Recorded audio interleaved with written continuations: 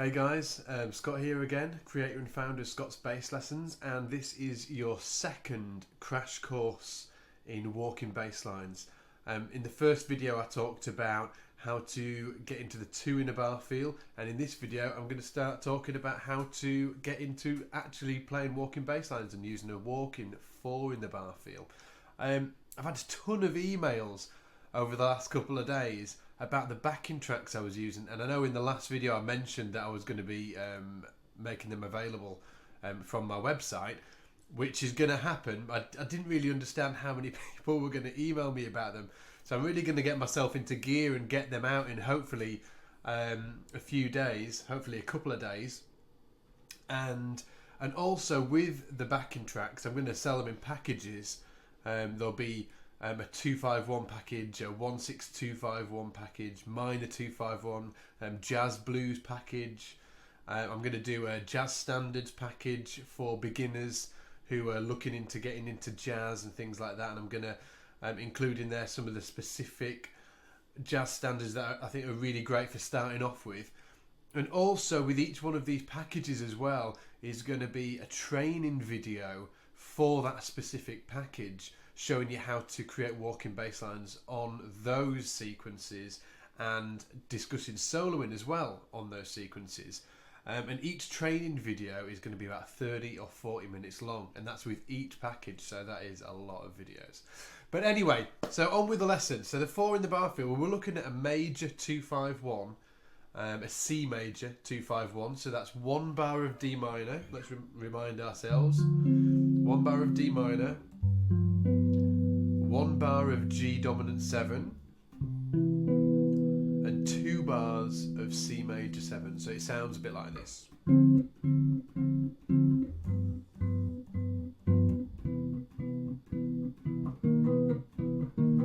Once more.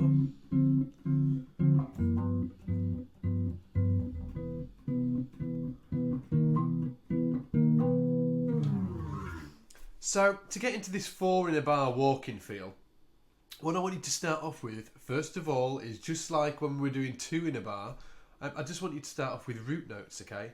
And I want you to play 4 root notes per bar.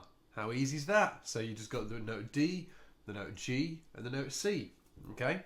And the same as I just discussed when I was talking about 2 in the bar, I really want you to really concentrate on the feel and the internal pulse you've got inside when you're playing along with your backing tracks that you're using, or my backing tracks in the future, or whatever backing track you're using. Listen to the drums, make sure it's a real drummer, by the way, or great drum samples, so it's got a humanistic feel to it and it's not just a MIDI drum set.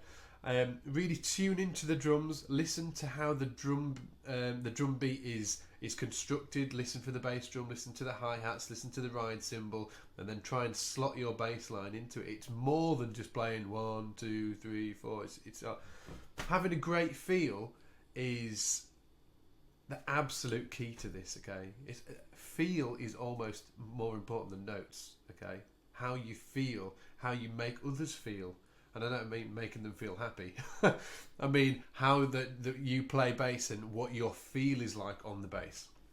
So let's just stick to the 251, key is C, medium swing, and we're just going to play root notes, okay?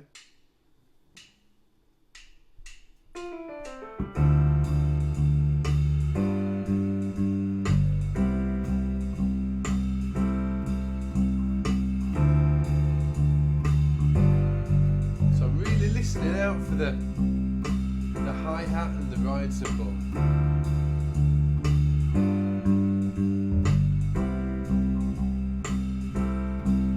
Once more.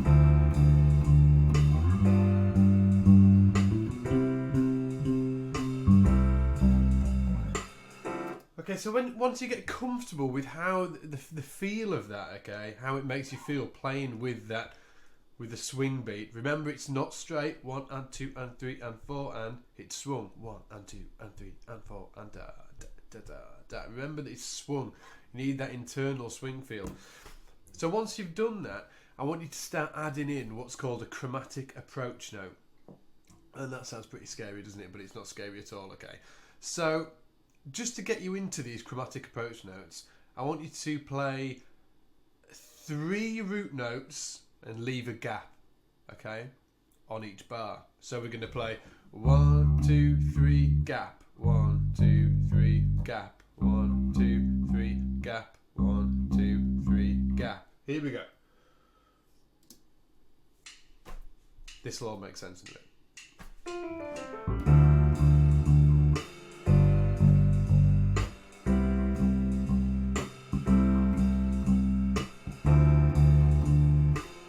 Pretty easy, right?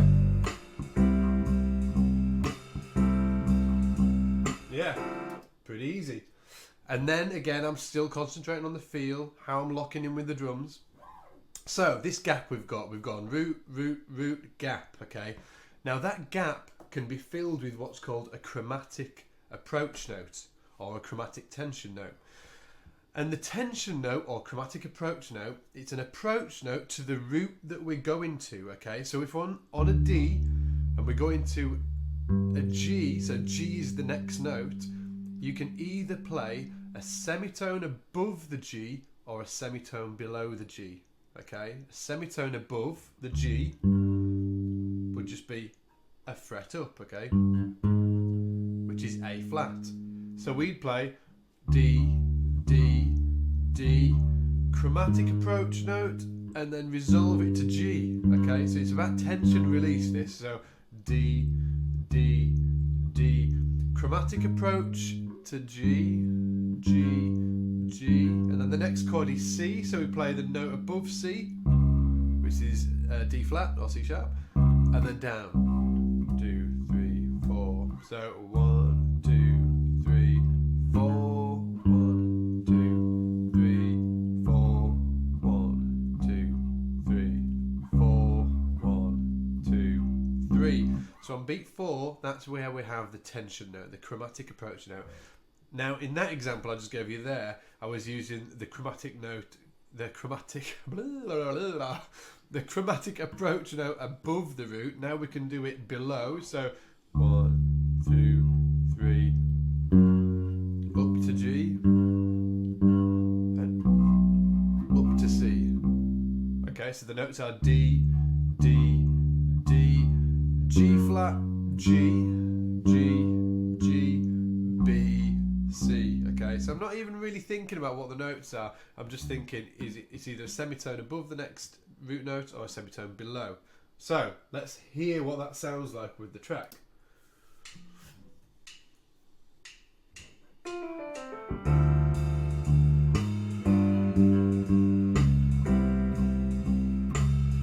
So these are above.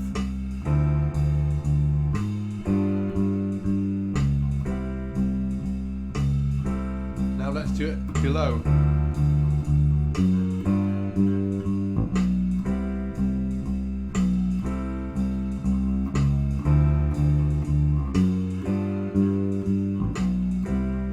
Now a little bit of a mix.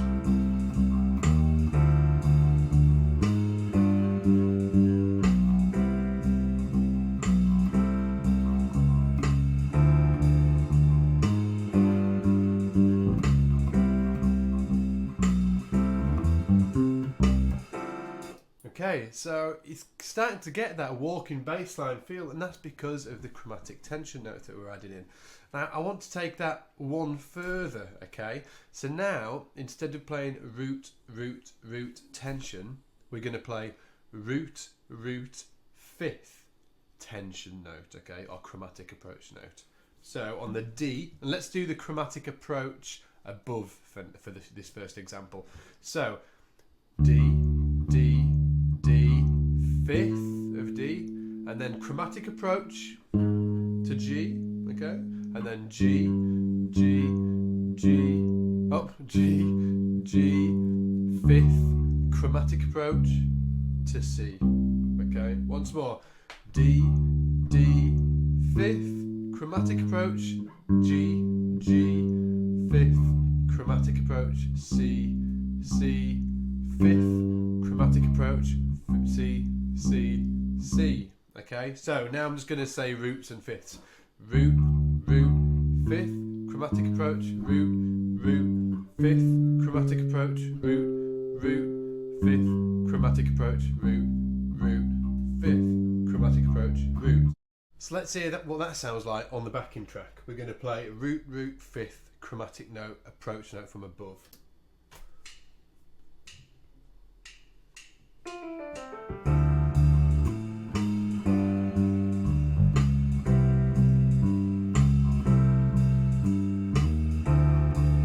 Sounds like walking bass, right?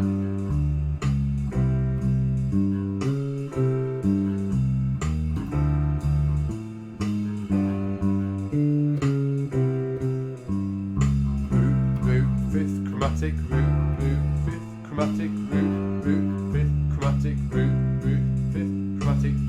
Now we can do the chromatic note from below, okay? I'll do it this time. Okay, root, root, fifth. So now I'm taking the chromatic note from below the next root.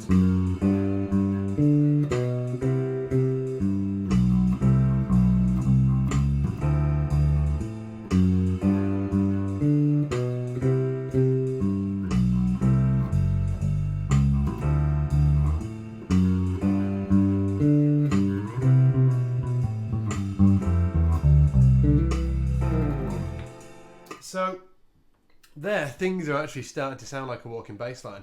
So now we're going to add the third into the mix as well. So now I want you to play root, third, fifth, and one of the tension chromatic notes, okay? So on the D minor, it would be D, F, A, and then we could either play the chromatic note above the G or below, okay? So below it would sound like...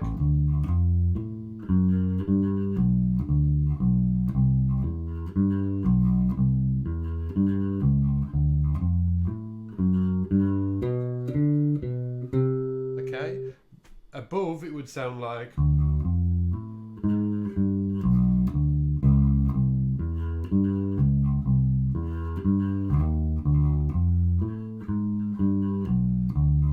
root, third, fifth, passing note, root, third, fifth, passing note, root, third, fifth, passing note, root, third, fifth, passing note, root, third, fifth, passing note, root. Okay, let's hear that with the track.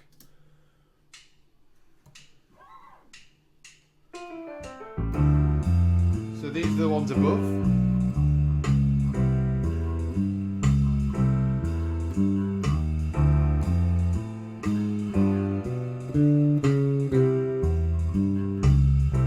Now below.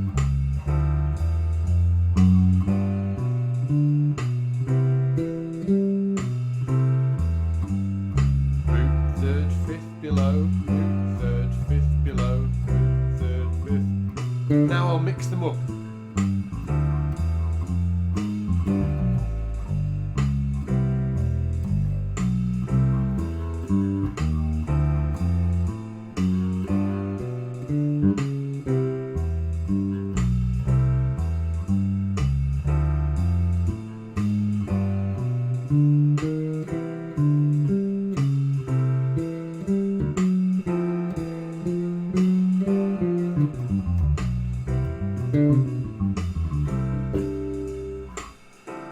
So there, I've given you some great exercises just to get you started with walking bass, and it's going to make you actually, you know, feel like you're playing walking bass because you are playing walking bass.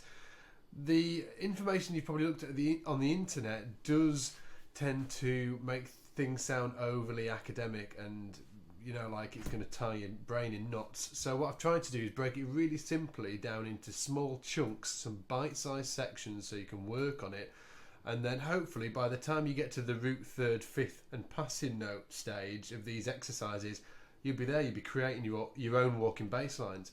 Then what I think you should do is try and get some jazz standards, some really simple ones. Actually, I'm doing a backing track package with all the simple jazz standards in there with all the PDFs, and there'll be a like 30 or 40 minute tutorial video taking you through step by step how to apply these walking bass lines to those standards. Okay, so either have a look at that package when it comes out in a few days, or try and get some PDFs off the internet and some backing tracks, and work these ideas into actual tunes. Okay, so work on them in bite-sized sections and then work them into tunes, and then you'll really find yourself progressing as a bass player, and particularly as a jazz bass player playing walking bass lines. So hopefully you've enjoyed this lesson, and if you have, go check out scotsbasslessons.com. There's loads of other stuff like this on here, and you could subscribe and all that kind of thing, get loads of free stuff. And other than that, take it easy, get in the shed, and I'll see you soon.